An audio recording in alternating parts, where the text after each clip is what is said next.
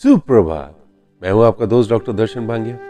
GYLT प्रेरणादायक कहानियां और टैरो दद्दू की तरफ से आप सभी का हमारा YouTube चैनल में स्वागत है। यहाँ पर हम YouTube पॉडकास्ट के माध्यम से हम जो कहानियां हमारे प्रेरणादायक कहानियां ग्रुप में भेजते हैं उसको ऑडियो में कन्वर्ट करके आपको सुनाया जाता है। और इसका एक फायदा और भी है, इसमें कुछ कहानियों में बातें छुपी होती हैं, उसको अपने शब्दों में बताना, और अगर उसमें कुछ और एक्स्ट्रा भी है बोलने के लिए तो वो कहानी पूरी होने के बाद हम बात करते हैं। अगर आपको ये कहानी अच्छी लगे तो अपना लाइक कमेंट ज़रूर दीजिएगा और इसे जितना हो सके उतना शेयर ज़रूर कीजिएगा। और सबसे पहले कहानी की तरफ चलते हैं और आज की कहानी का शीर्षक है, जब बाबा ने पूछा कि तुम कौन से कृष्ण हो, और मिला एक अद्वितीय उत्तर। आप सभी जानते हैं कि कृष्णा तो एक ही है, तो यहाँ पर बाबा ऐसा क्यों पूछ रहे हैं कि आप कौन से कृष्णा हो? क्या कृष्णा कई तरीके के होते हैं? कहानी की शुरुआत होती है कि बहुत समय पहले की बात है कि श्री वृंदावन में एक बाबा जी का निवास था जो युगल स्वरूप की उपासना किया करते थे। ये युगल स्वरूप क्या है, कहानी के बाद हम इसके ऊपर जरूर बात करेंगे। एक बार वे बाबा संध्या वंदन के उपरांत कुंज वन की राह पर जा रहे थे। मार्ग में बाबा जब एक वट वृक्ष के नीचे होकर निकले तो उनकी जटा उस वट वृक्ष की जटाओं में उलझ गई। बहुत प्रयास किया सुलझने का, परंतु जटा नहीं सुलझी। महात्मा भी महात्मा ही होते हैं, वे आसन जमा कर बैठ गए कि जिसने जटा उलझाई है वो ही सुलझाने आएगा।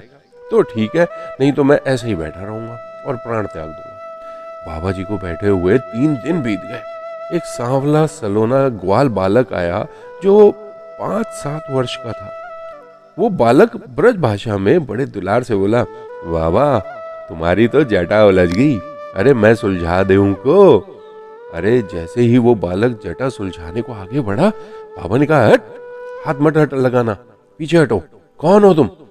ग्वाल बोला, अरे हमारो जे ही काम है महाराज, गैया चरा रहे हो तो मैंने देखी कि बाबा की जटा उलझ गई है, तो सोची मैं जाए के सुलझा दूं। बाबा बोले, ना ना ना, दूर हट, जिसने जटा सुलझाई है वही सुलझाएगा। ग्वाल बालक बोला, अरे महाराज तो जाने उलझाई है, वाको नाम बता दो, वाहे मैं बुला लाऊंगो। बाबा बोले, तू जा, नाम नहीं बताते हम। कुछ देर तक वो बालक बाबा को समझाता रहा, परंतु जब बाबा नहीं माने तो ग्वाल में से ही साक्षात मुरली बजाते हुए भगवान बांके बिहारी प्रकट हो गए। सावरिया सरकार बोले, महात्मन मैंने जटा उलझाई है तो लो आ गया मैं। और जैसे ही सावरिया जटा सुलझाने आगे बढ़े, बाबा ने कहा, हाथ मत लगाना, पीछे हटो, पहले बताओ कि तुम कौन से कृष्ण हो। बाबा के वचन सुनकर श्री कृष्ण जी सोच में पड़ गए कि अरे कृष्ण भी क्या 10-5 तरीके के हैं। श्री कृष्ण बोले, कौन से कृष्ण हो का मतलब? बाबा ने कहा, देखो श्री कृष्ण कई हैं, एक देवकी नंदन श्री कृष्ण है, एक यशोदा नंदन श्री कृष्ण है, एक द्वारकाधीश श्री कृष्ण है, एक नित्य निकुंज बिहारी श्री कृष्ण है। श्री कृष्ण जी बोले, आपको कौन से चाहिए? मैं यहाँ पर आपको ये भी बता दूं, क्योंकि श्री कृष्ण ने अपनी एक समय पर एक ही भूमिका निभाई है। अगर वो बालक रहे तो उन्होंने बालक की भूमिका निभाई और उसमें अपनी लीलाएं दिखाई हैं। 14 वर्ष की उम्र में जब मथुरा चले गए, वहाँ पर कंस का वध किया, उसके बाद उन्होंने राजधर्म निभाया। महाभारत में उन्होंने अपना धर्म निभाया। तो यहाँ पर आपको ये समझना होगा कि गीता, महाभारत, रामायण से आप बहुत कुछ सीख सकते हो। अगर अभी भी आप अपनी समस्याओं से जूझ रहे हो तो इनको पढ़ना शुरू करो, आपको आपकी समस्याओं के हल मिलने लग जाएंगे।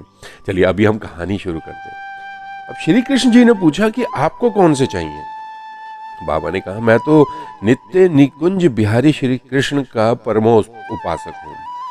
श्री कृष्ण कहे, वही तो मैं हूँ, क्योंकि श्री कृष्ण तो श्री कृष्ण है, वही सभी हैं, बस आपको क्या चाहिए वो आपको मिल जाता है। वही तो मैं हूँ, अब सुलझा दूं क्या? जैसे ही श्री कृष्ण जटा सुलझाने के लिए आगे बढ़े तो बाबा बोले, हाथ मत लगाना, पीछे हटो। अरे नित्य निकुंज बिहारी तो किशोरी जू के बिना, मेरी स्वामिनी श्री राधा रानी के बिना एक पल भी नहीं रहते, और आप तो अकेले ही खड़े हो। बाबा के इतने कहते ही आकाश में बिजली सी चमकी और साक्षात श्री वृषभानु नंदिनी वृंदानेश्वरी श्री राधा रानी बाबा के समक्ष प्रकट हो गई और बोली, अरे बाबा, मैं ही तो ये श्री कृष्ण हूँ और श्री कृष्ण ही तो राधा है, हम दोनों एक ही हैं। अब तो युगल सरकार का दर्शन पाकर बाबा आनंद विभोर उठे, उनकी आंखों से अश्रुधारा बहने लगी।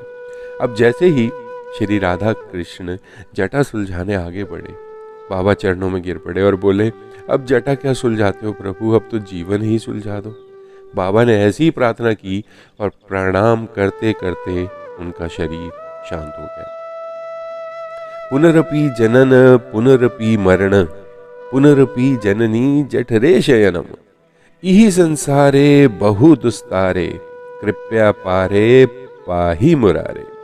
बार बार जन्म, बार बार मृत्यु, बार बार माँ के गर्भ में शयन, इस संसार से पार जा पाना बहुत कठिन है। हे कृष्ण, कृपा करके मेरी इससे रक्षा करो। अब अगर हम यहाँ पर ये पूछते हैं कि जी ये श्री कृष्ण में युगल स्वरूप क्या है, तो युगल स्वरूप मुख्य रूप से जब राधा और कृष्ण एक साथ कहीं दिखाई देते हैं तो उसे युगल स्वरूप कहा जाता है, जो कि प्रेम, भक्ति और दिव्यता का प्रतीक है। इस स्वरूप में श्री कृष्ण और राधा जी एक अटूट और आदर्श प्रेम का प्रतिनिधित्व करते हैं, जो कि आत्मा यानी कि राधा और परमात्मा यानी श्री कृष्ण के बीच के दिव्य संबंध को दर्शाता है। इस युगल स्वरूप की कुछ विशेषताएं भी हैं, जैसे कि नंबर 1, प्रेम का प्रतीक। राधा कृष्ण का युगल स्वरूप सच्चे, निस्वार्थ और आध्यात्मिक प्रेम का आदर्श है।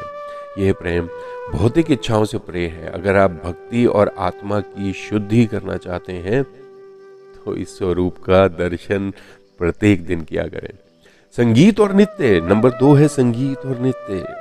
वो है रास लीला, जहाँ श्री कृष्ण राधा और गोपियों के साथ नृत्य करते हैं। ये स्वरूप उसका मेन भाग है। ये भक्ति और आनंद का उत्सव दर्शाता है। तो आप अपनी जिंदगी में अगर भक्ति और रस और खुश बस चारों तरफ चाहते हैं, रस का आनंद चाहते हैं, तो इस स्वरूप के दर्शन किया करें। तीसरा है आध्यात्मिक संदेश। यह स्वरूप आत्मा और परमात्मा के बीच गहरे प्रेम और मिलन का प्रतीक है। श्री राधा कृष्ण का संबंध भक्त और भगवान के बीच की घनिष्ठता को दर्शाता है। 4 नंबर आ जाता है सौंदर्य और आकर्षण। श्री कृष्ण का बांसुरी बजाना और राधा जी की भक्ति, ये दोनों मिलकर एक अद्वितीय आकर्षण और आध्यात्मिकता का संचार करते हैं। तो अगर आपकी जिंदगी में किसी भी चीज़ की कमी है और आपको ये शब्द सुनाई दे रहे हैं, तो प्रतिदिन जाकर इस स्वरूप का अपने मन से दर्शन करें। मंदिर जाते हैं तो मंदिर में रहें, चाहे एक क्षण के लिए रहें। एक क्षण के लिए भी अगर आपने उनके चरणों में अपना ध्यान दे दिया, आपका काम हो गया। और 5वां है भक्ति आंदोलन में स्थान। श्री राधा कृष्ण का स्वरूप भक्ति काल के कवियों जैसे कि सूरदास, मीराबाई और चैतन्य महाप्रभु द्वारा व्यापक रूप से पूजित और वर्णित किया गया है। राधा कृष्ण का युगल स्वरूप इस बात का प्रतीक है कि प्रेम और भक्ति के माध्यम से परमात्मा मिल सकते हैं। और चलिए अब चलते हैं कि इस कहानी से आप क्या सीख सकते हैं। अभी हमने बात करी कि युगल स्वरूप क्या है और इसकी 5 विशेषताएं क्या हैं। इस कहानी का संदेश बहुत ही गहरा और प्रेरणादायक है।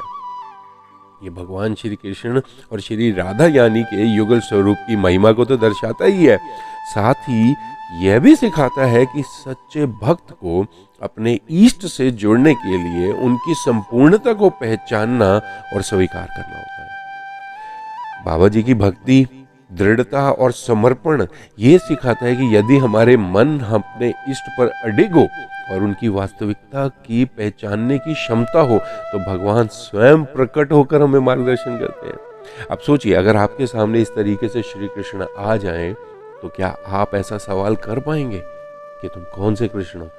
जो मेरे कृष्ण हैं, मेरे को वही आके सुलझाएंगे। तो आपके अंदर किसी भी प्रकार की बातें ना घूम रही हों, आपका मन सिर्फ और सिर्फ आपकी भक्ति की तरफ हो। आपका जीवन, इसको सिंपल एक चीज समझिए, आपका जीवन अगर आप कोई भी इस समय पे काम कर रहे हैं तो सिर्फ एक ही काम की तरफ पूरे तरीके से लग जाइए, आप सफल होंगे ही होंगे। बाबा साथ के साथ ये भक्ति हमें ये भी दिखाती है, ये भी समझाती है कि भगवान और उनकी शक्ति एक ही है। श्री कृष्ण और श्री राधा जी अलग नहीं है, बल्कि वे एक दूसरे के पूरक हैं। सच्चे भक्ति मार्ग में जब भक्त अपने स्वार्थ और अहंकार को त्याग देता है तो वह जीवन के उलझावों को पार करके सच्ची शांति प्राप्त कर सकता है। तो अगर आपका मन भी अभी भटका हुआ है, सच्ची शांति चाहिए, भगवान के चरणों में आइए। आखिर में बाबा का जीवन सुलझने का भाव यही दर्शाता है कि ईश्वर की कृपा से संसार की समस्याएं और मोह समाप्त हो जाते हैं और आत्मा परमात्मा में विलीन हो जाती है। बहुत कुछ है हमारे कहानियों में, हमारी वेदों में, हमारे जो भी बातें हमें हमारे बुजुर्ग छोड़ के गए हैं उसमें बहुत कुछ है सीखने को, पर ये आपके ऊपर है कि आप उसमें से क्या लेते हैं। आपके चारों तरफ है सब कुछ, आप मानते नहीं, जानते नहीं, वो एक अलग बात है। तो अगर आपको ये कहानी, ये हमारे विचार अच्छे लगे हों तो अपना लाइक ज़रूर दीजिएगा, इसे अपने दोस्तों के साथ शेयर ज़रूर कीजिएगा। यूट्यूब में शेयर का ऑप्शन होता है, इसका लिंक निकालिए और लिंक को आगे शेयर कीजिए, ताकि आप जिसको भी ये शेयर करेंगे अगर उसको भी हमारे विचार अच्छे लगे तो वो हमारे साथ जुड़ सकेगा, इस परिवार का हिस्सा बन सकेगा। और आपने इस कहानी से क्या सीखा? क्या आप भी अपने कोई विचार रखना चाहते हैं तो इसके कमेंट सेक्शन में जाइए और अपने विचार हमारे साथ ज़रूर शेयर कीजिए, ताकि और भी लोग इससे लाभान्वित हो सकें।